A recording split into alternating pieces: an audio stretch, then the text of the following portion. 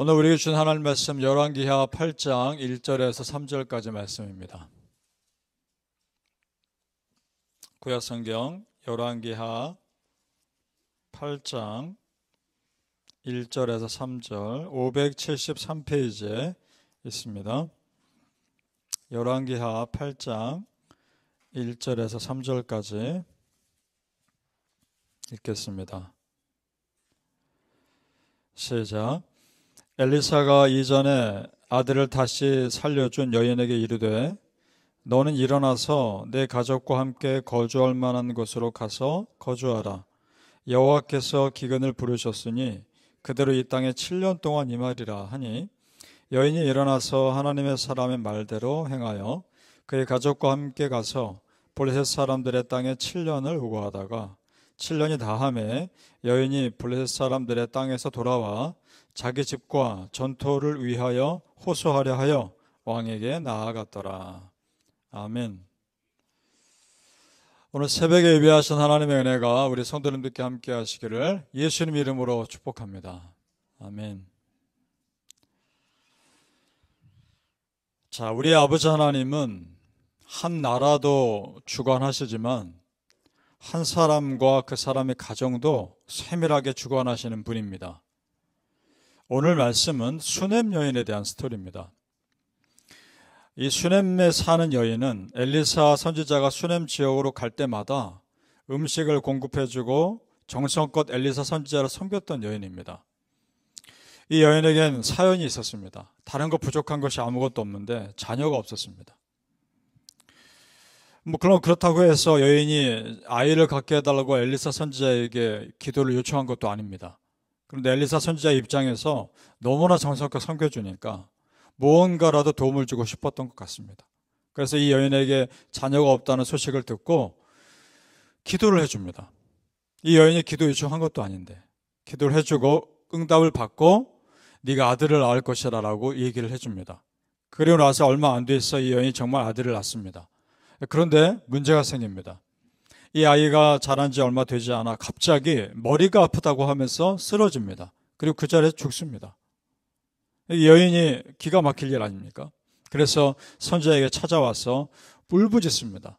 열왕기하 4장 28절에 보니까 이렇게 울부짖습니다. 내가 아들을 구하더이까? 내가 아들을 구하더이까? 이렇게 울부짖습니다.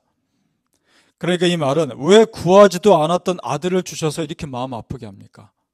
이런 내용이죠. 이것은 하나님이 자기에게 아들을 주신 걸 싫다는 것이 아니라 아들을 먼저 보낸 잃어버린 어미의 아픔이죠. 충분히 그럴 수 있는 아픔입니다. 부모 마음 다 똑같을 겁니다. 자, 그러면 여러분 이 장면 보면서 생각나는 구약의 또 다른 사람 있지 않습니까? 아브라함이죠. 75세 아들을 주시겠다고 약속받고 25년 뒤에 그러니까 100세 때 아들을 이삭을 낳습니다. 근데 그 아이가 어느 정도 자라자 너무도 사랑스러울 그때 하나님 뭐라 하십니까? 이 아들을 번제로 바치라. 주실 때는 언제이고 또 달라 하십니까? 이렇게 말할 수 있는 거 아닙니까? 창세기 22장 2절에 이렇게 되어 있습니다. 네 아들, 네 사랑하는 독자 이삭을 데리고 모리아 땅으로 가서 내가 너에게 일러준 한 산 거기서 그를 번제로 드리라. 그 표현 중에 네 아들, 네 사랑하는 독자. 그러니까 하나님도 아브라함 그 아들을 얼마나 끔찍하게 사랑하는지 아시는 겁니다. 아시면서 지금 이렇게 말씀하시는 겁니다. 자, 그런데 여러분 우리는 알죠.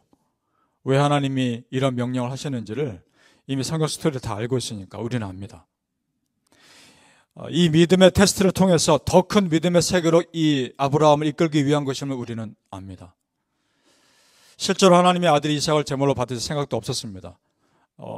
제물로 바칠 어린 양을 이미 준비하고 계셨으니까. 수넴 여인도 지금 비슷한 겁니다. 죽은 아들이 결국 어떻게 됩니까? 다시 살아납니다. 엘리사 선지자가 살리죠. 이로 인해 그 여인뿐만 아니라 주변 사람들에게 하나님의 하나님 되심을 높이는 기회가 됐을 거란 말입니다. 자, 성도님들, 하나님이 나를 이해할 수 없는 상황으로 이끄실 때가 있습니다. 그때 오히려 하나님의 일하심을 더 기대하시길 축복합니다.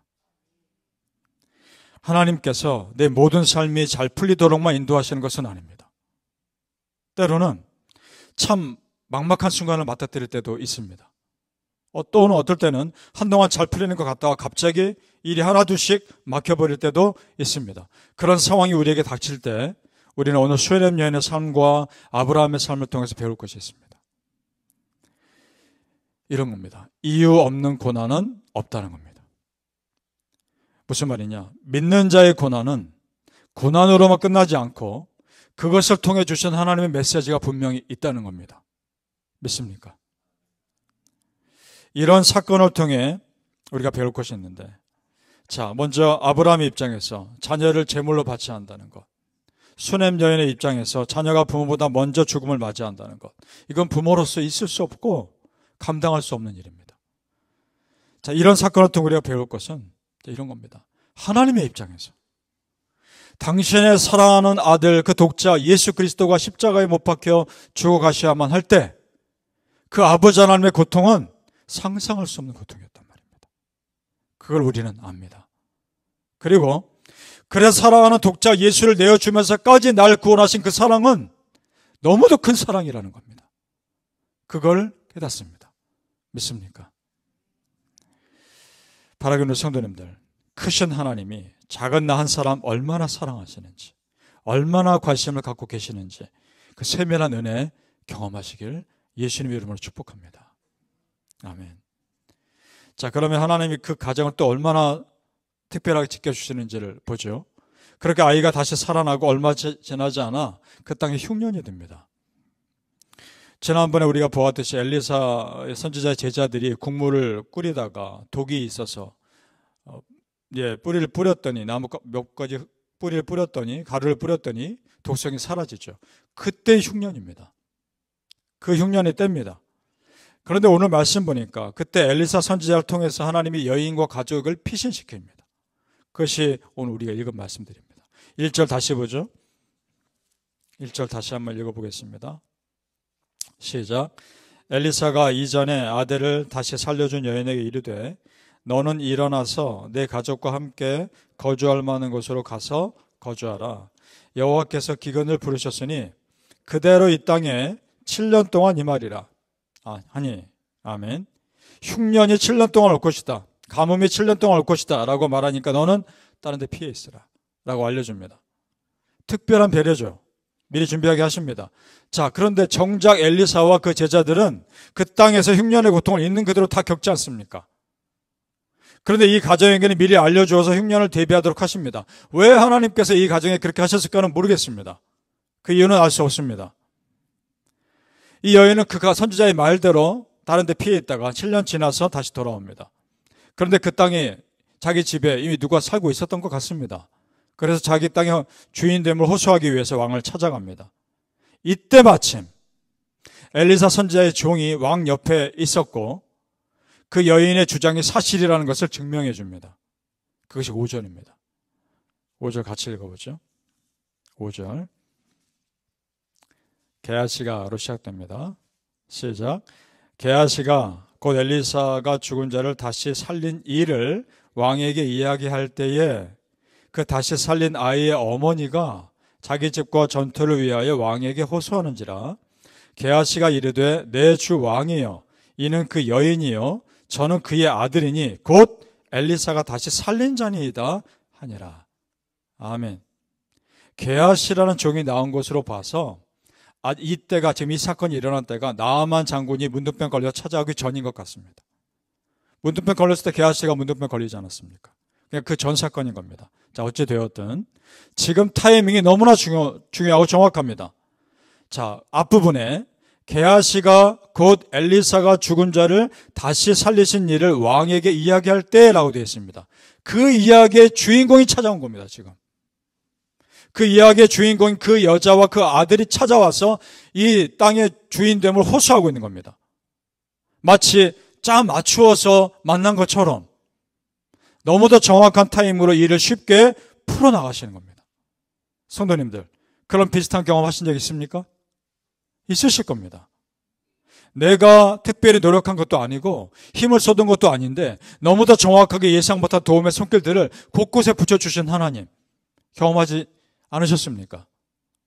우리 하나님 그렇게도 일하십니다.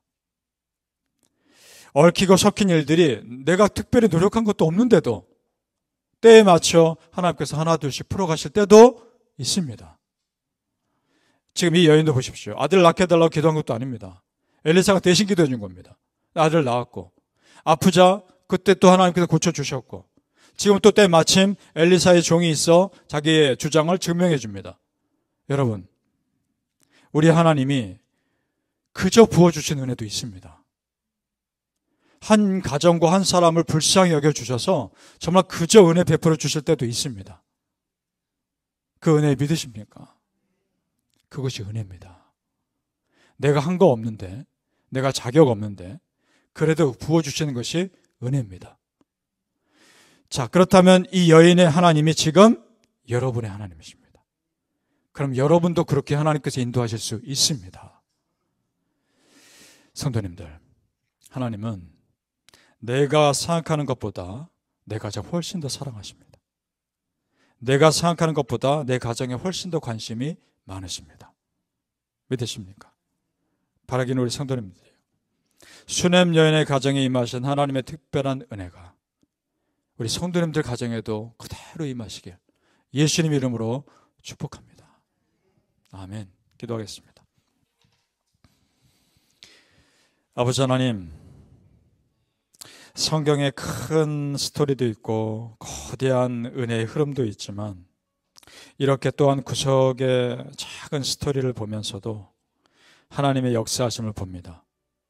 하나님께서 한 나라를 이끄시는 큰 하나님이시기도 하지만 하나님의 작은 가정을 붙들어주시는 세밀한 하나님이시기도 함을 깨닫습니다. 아버지 하나님, 이 역사 속에 우리가 주인공은 아니고 우리가 그저 이민자로서 한 작은 부분을 살아간다 할지라도 그런 우리를 특별하게 관심 가지고 계신 하나님을 깨닫게 하옵소서. 나에게 하나님은 너무도 특별하게 나를 사랑하시고 나에게 관심 가지고 계시는 하나님이심을 믿게 하옵소서. 그 하나님 믿고 오늘도 힘내게 하시고 오늘도 자신 있게 살게 하시고 정말 당당하게 살아가게 하여 주시옵소서. 감사하며 예수님 이름으로 기도합나이다.